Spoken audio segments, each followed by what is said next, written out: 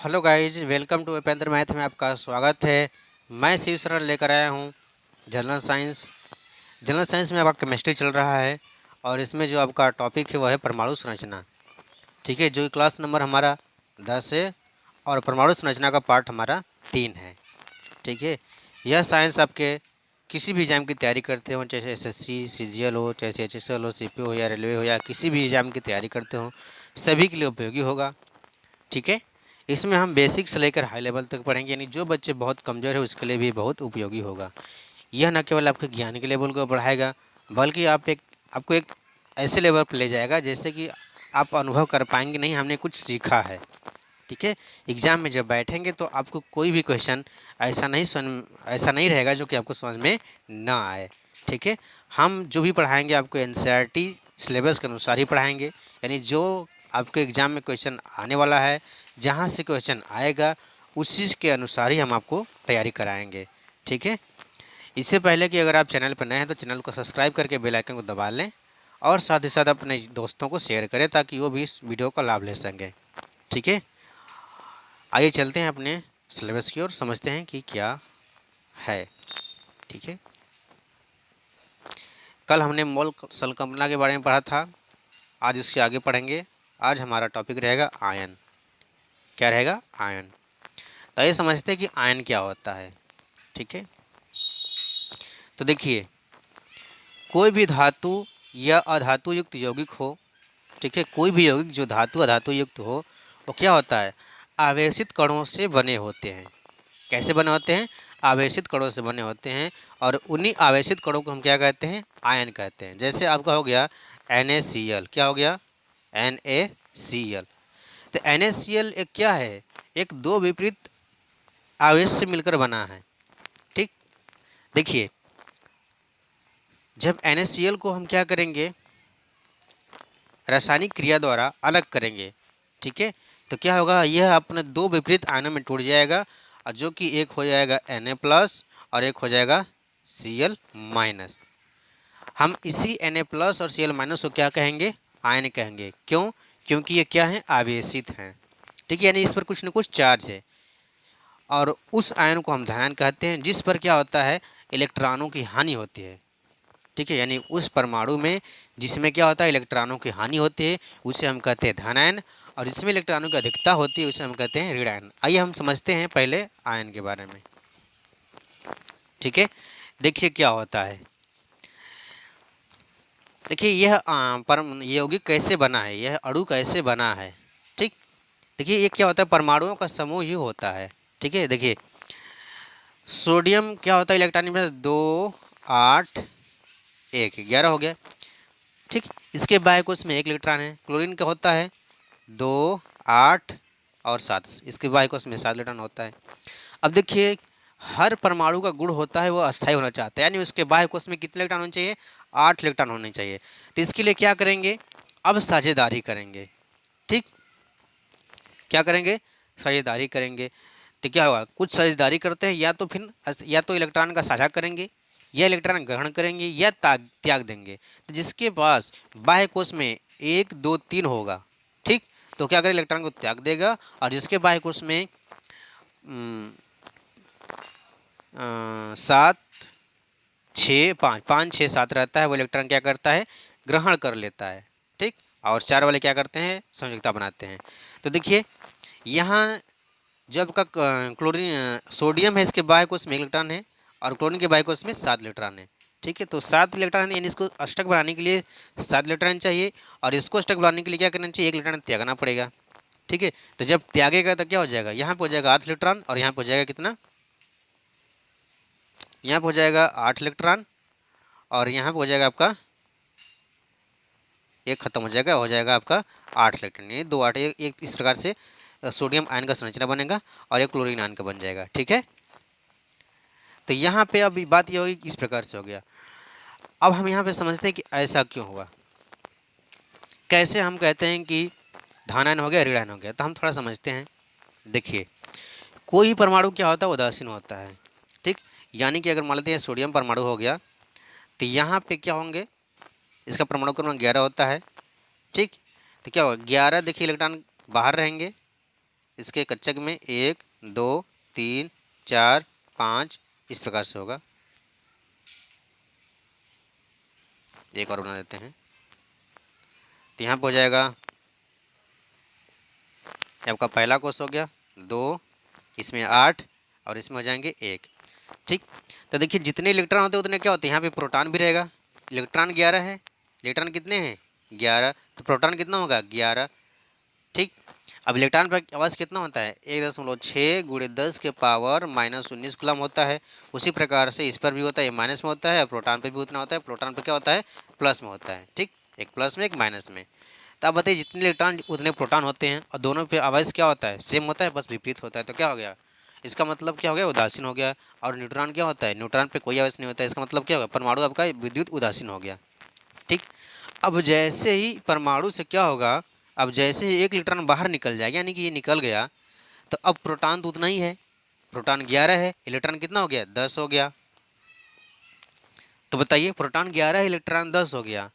ठीक है, तो प्रोटॉन पर क्या हो प्लस चार्ज है, तो प्लस चार्ज हो जाएगा, यानी इलेक्ट्रॉन जब निकल जाएगा तो क्या हो जाएगा, इस परमाणु पर क्या हो जाएगा प्लस चार्ज आएगा।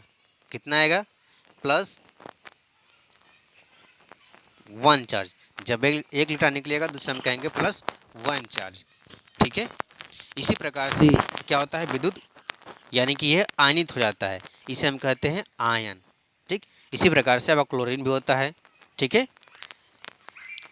यानी कि आयन क्या होते हैं, आयन एक धातु अधातु या मतलब कि इस प्रकार से चाहे धातु से बने हों चाहे अधातु से बने होते हैं। एक प्रकार से यौगिक क्या होते हैं, वे आवेशित कणों से मिलकर बने होते हैं। जो भी यौगिक होगा या अणु होगा आवेशित कणों से मिलकर बने होते हैं। ठीक, यानी यौगिक होते हैं जो आवेशित कणों से मिलकर बने होते हैं। ठीक, और इन्हीं आवेशित कणों को हम क्या कहते हैं आयन कहते हैं। ठीक, अब हम समझते हैं आगे। अब देखिए किसी भी परमाणु में से, जैसे आपका NaCl है, ये क्या है यौगिक है NaCl। ठीक, किसी भी परमाणु में से, चाहे सोडियम परमाणु हो गया, किसी परमाणु चाहे Cl क्लोरीन परमाणु हो गया, किसी परमाणु में से इलेक्ट्रॉन जब निकालेंगे तो क्या हो जाएगा प्लस चार्ज आएगा। ठीक, सोडियम में +1 चार्ज आता है, और किसी भी परमाणु में इलेक्ट्रॉन जब डालेंगे या ग्रहण करेगा तो क्या हो जाएगा माइनस चार्ज आएगा। इस पर क्या इतना हो गया -1 चार्ज हो जाएगा। ठीक, तो आपका जो NaCl है यह दो विपरीत आयनों से मिलकर बना है, एक प्लस प्लस और एक Na+ और Cl- से मिलकर बना है। और Na+ को हम कहते हैं धन आयन और Cl- कहते हैं ऋण आयन। ठीक है, जिस पर चार्ज प्लस होता है उसे हम कहते हैं कैटायन। क्या कहते हैं कैटायन, एग्जाम में पूछता है।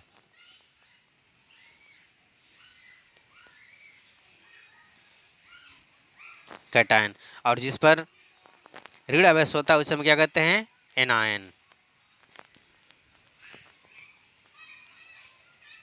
एक मिनट, आपका जो देख लेते हैं, थोड़ा हो सकता है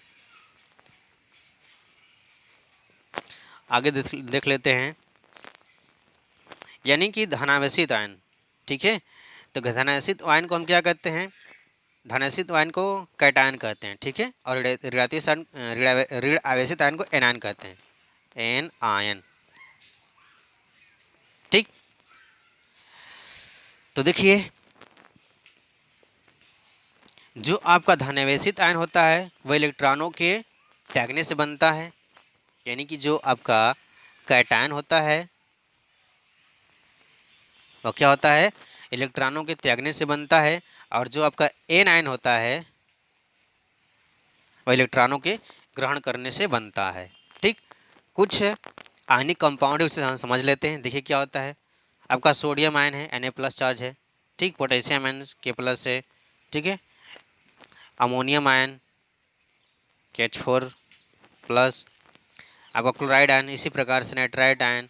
ठीक, यानी इस पर क्या है याद रखिएगा, सब पर जितना भी चार्ज है उसे हम उतना ही धनायन या ऋणायन कहते हैं। आगे चलते हैं, अगला है देख लीजिए आपका फार्मूला है, यानी यौगिक फार्मूला। जैसे NaCl है तो NaCl आपका है तो क्या है दो विपरीत आयनों से मिलकर बना है, एक Na+ और एक Cl- से। ठीक, उसी प्रकार से KCl है, क्या है KCl है तो K+ और Cl- से मिलकर बना है। ठीक, अमोनियम क्लोराइड है NH4Cl, ठीक। तो NH4 प्लस Cl माइनस मिलकर बना है, ठीक, देख लीजिएगा। आगे चलते हैं, ठीक। थोड़ा और समझ लेते हैं, अगर आपको कन्फ्यूजन है तो हम यहाँ पे और समझ लेते हैं कैसे प्लस आयन, कैसे +1 आयन आता है, कैसे -1 आयन आता है। देखिए हमने अभी बताया कि जिस भी परमाणु के बाह्य कोश में 2 8 क्या है NaCl का हम समझ लेते हैं, ठीक। तो देखिए NaCl में अब क्या होता है, ये सोडियम का होता है 2 8 1 और Cl का होता है 2 8 7। ये आपका इलेक्ट्रॉनिक विन्यास है। अब देखिए इसके बाह्य कोश में इलेक्ट्रॉन है, इसके बाह्य कोश में 7 इलेक्ट्रॉन है।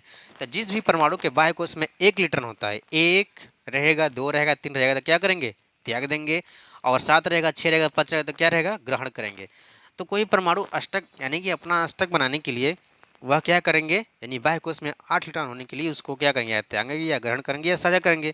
4 रहेगा तो साझा करेंगे। तो देखिए सोडियम में बाह्य कोश में 1 इलेक्ट्रॉन है तो क्या करेगा, त्याग देगा। और क्लोरीन में क्या है, कितना, 7 है, तो 1 इलेक्ट्रॉन ग्रहण करेगा। तो अब देखिए जो त्यागेगा तो क्या हो जाएगा, अब 1 इलेक्ट्रॉन त्यागेगा, हमने बताया ना क्या हो जाएगा, इस पर प्लस चार्ज हो जाएगा, यानी Na प्लस हो जाएगा। और क्लोरीन 1 इलेक्ट्रॉन ग्रहण कर लिया तो क्या हो जाएगा, Cl माइनस हो गया। इसी प्रकार से बनता है। 2 इलेक्ट्रॉन त्यागेगा तो +2 हो जाएगा, और 3 इलेक्ट्रॉन त्यागेगा +3 हो जाएगा, ग्रहण करेगा तो -2 -3, इस प्रकार से हो जाता है, ठीक है। आगे चलते हैं। अब हम जानते हैं संयोजकता क्या होता है, ठीक है। तो देखिए कोई भी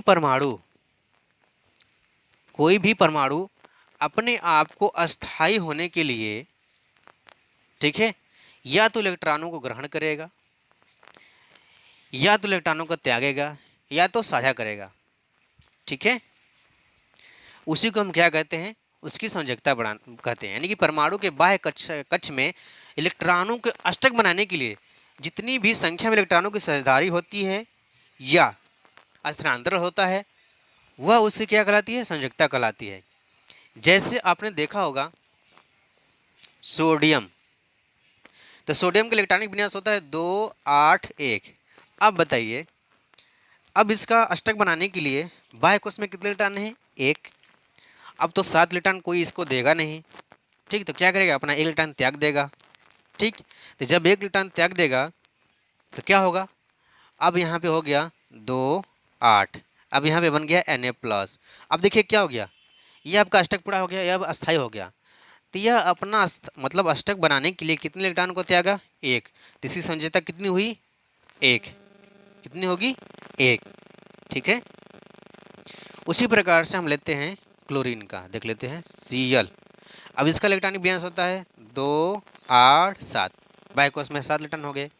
अब इसको अष्टक बनाने के लिए क्या करना पड़ेगा, 1 इलेक्ट्रॉन ग्रहण करना पड़ेगा, ठीक। तो किसी से क्या करेगा, 1 इलेक्ट्रॉन ग्रहण करेगा, तो इसका अब नया इलेक्ट्रॉन विन्यास क्या बनेगा, Cl माइनस बन जाएगा, और 2 8 8 बन जाएगा। अब देखिए बाह्य कोश में 8 इलेक्ट्रॉन हो गया, तो क्या हो गया, यह अस्थायी हो गया, क्या हो गया, अस्थायी हो गया। तो अब क्या होगा, इसको लिए 1 इलेक्ट्रॉन ग्रहण करना पड़ गया। तो पहले क्या था, उदासीन था।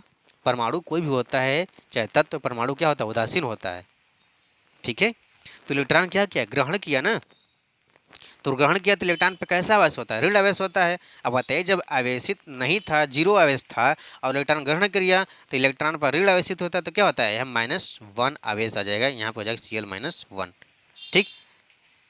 क्या हो जाएगा, Cl-1। तो इसकी संयोजकता क्या हो जाएगी, इसकी भी संयोजकता 1 होगी।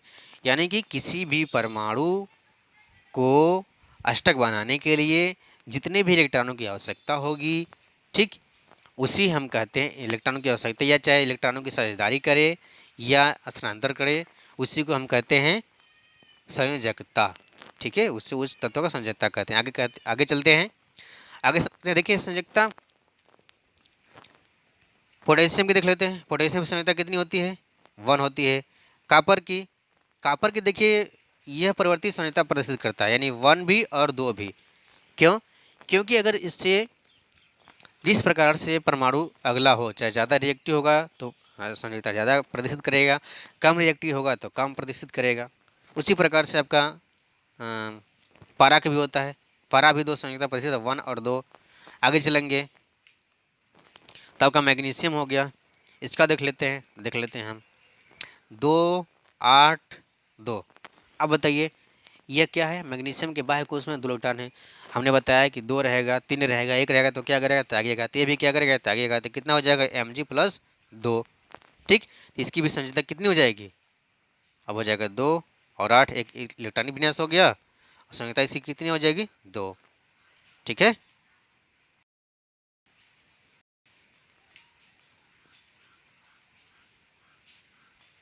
इसकी भी संयोजकता हो जाएगी 2। ठीक है, उसी प्रकार से अब कैल्शियम की है, ठीक, आयरन की है, आयरन की परिवर्ती संयोजकता होता है।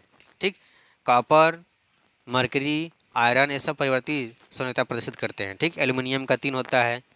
ठीक, याद रखिएगा, इसी प्रकार से निकाल के देखिएगा। किसी प्रकार से कोई दिक्कत होगा तो कमेंट सेक्शन में कमेंट करके बता दीजिएगा। ठीक है, उसका सोल्यूशन हम करा देंगे। आगे चलते हैं, आगे देख लीजिए आपका थोड़ा और समझ लेते हैं। तो देखिए जितने भी ग्रुप फर्स्ट हैं, ठीक है, यानी फर्स्ट ग्रुप में जितने भी तत्व हैं जैसे कि हाइड्रोजन, लिथियम, सोडियम, पोटेशियम, यानी जितने भी फर्स्ट ग्रुप में आते हैं सबकी संयोजकता क्या होगी? 1 होगी। और जितने भी सेकेंड ग्रुप में आते हैं जैसे मैग्नीशियम, कैल्शियम, स्ट्रांसियम, ठीक, ये सब क्या होगी? संयोजकता 2 होगी। किसकी कितनी होगी? 2 होगी। यानी कि जिस ग्रुप में रहेंगे वही ग्रुप क्या करेगा? उस तत्व की संयोजकता को प्रदर्शित करेगा। ठीक, यानी सेकेंड ग्रुप में है तो उसकी संयोजकता क्या होगी? 2 होगी। इसी प्रकार से अगर हम आगे जाएंगे, ठीक, 12 के बाद जब 13 जाएंगे तो वहाँ पे देखिए क्या होता है। 13 में जाएंगे तो क्या होगी? हम 13 में से 10 घटा देंगे तो संयोजकता कितनी हो जाएगी? 1 3 हो जाएगी। ठीक, तो उसी प्रकार से जब हम आगे जाएंगे तो ग्रुप 17 में जाएंगे। ठीक, तो 17 वाले ग्रुप में देखिए जितने भी तत्व हैं उसकी संयोजकता 1 होती है। क्यों? क्योंकि उसके बाय देखिए ये क्या दर्शा रहा है, उसके बाय को उसमें 3 इलेक्ट्रॉन है तो क्या करेगा? त्यागेगा। ठीक, जैसे कि ग्रुप 13, 14, 15, 16, ठीक है, तो जो इकाई का अंक है 3, 4, 5, 6, यह उस तत्व के बाह्य कोश में इलेक्ट्रॉनों की संख्या को प्रदर्शित कर रहा है। ठीक, तो देखिए जैसे आपका नाइट्रोजन हो गया, ठीक, ऑक्सीजन हो गया, ठीक, सल्फर हो गया, ठीक, फास्फोरस हो गया, सल्फर हो गया, क्लोरीन हो गया, 17। ठीक, तो ये सब क्या करते हैं? उसके बाह्य कोश में उपस्थित इलेक्ट्रॉनों की संख्या को प्रदर्शित करते हैं। देखिए बाह्य कोश में 3 है तो क्या करेगा? त्यागेगा। 4 है तो साझा करेगा। यहाँ पे नाइट्रोजन हो गया, यहाँ पे क्या हो जाएगा? आपका कार्बन हो जाएगा।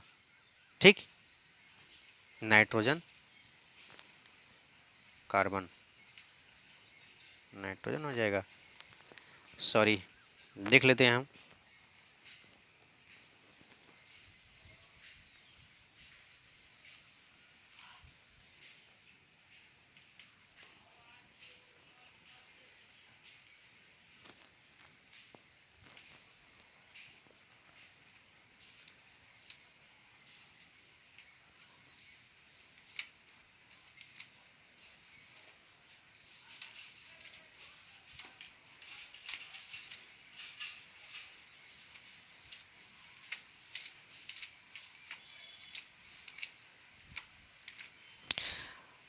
हाँ, तो देखते हैं, यानी कि जितने भी ये 13, 14, 15 हैं क्या करेगा? बाह्य कोश में इलेक्ट्रॉनों की संख्या प्रदर्शित करेगा।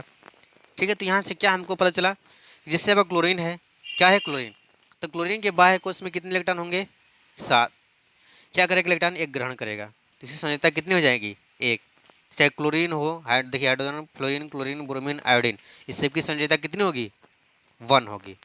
ठीक है, तो आशा करता हूँ कि आपको समझ में आ गया होगा। अगर वीडियो समझ में आ रहा है तो वीडियो को लाइक, शेयर तथा सब्सक्राइब करके और अपने दोस्तों को भी शेयर कर दें।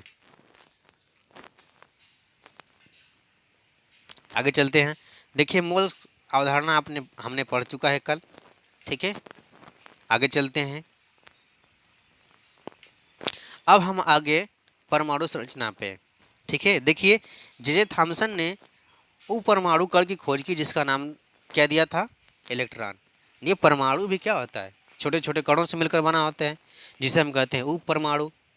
ठीक, यानी परमाणु कण हो गया, उसी को हम कहते हैं इलेक्ट्रॉन। तो जे थॉमसन ने मतलब एक कण की खोज की थी जिसका नाम दिया था इलेक्ट्रॉन। आगे चलते हैं। जे थॉमसन ने वह पहले व्यक्ति थे जिन्होंने परमाणु की संरचना के बारे में एक मॉडल दिया था। ठीक, उसके बाद गोल्डस्टीन ने एक गैस डिस्चार्ज में नए विकिरण की उत्पत्ति की और उन्होंने खोज की किसकी, कैनाल किरणों की खोज की। ठीक, आगे चलते हैं। एक अन्य सकारात्मक चार्ज उप परमाणु कण खोजा जिसका नाम था प्रोटॉन। यानी गोल्डस्टीन ने क्या नाम दिया था, प्रोटॉन। ठीक, हम पढ़ते हैं थॉमसन का परमाणु मॉडल। देखिए थॉमसन का परमाणु मॉडल क्या होता है। देखिए थॉमसन ने अपने परमाणु मॉडल में बताया था कि जिस प्रकार से तरबूज होता है, ठीक, और तरबूज के अंदर क्या होते हैं, बीज।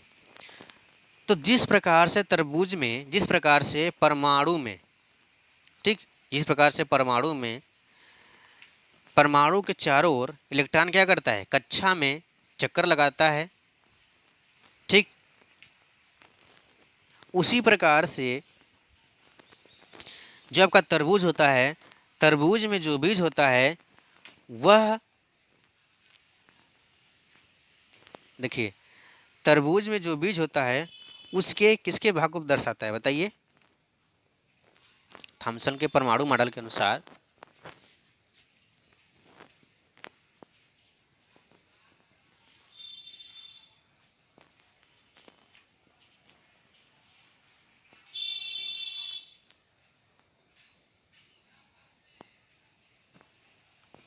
बताइए, थॉमसन के परमाणु मॉडल के अनुसार उन्होंने बताया था कि तरबूज में जो बीज होता है वह इलेक्ट्रॉन की तरह वितरित होता है तथा उसके खाने वाले जो पार्ट होते हैं उसे हम क्या कहते हैं, धन आवेशित के रूप में बताया था।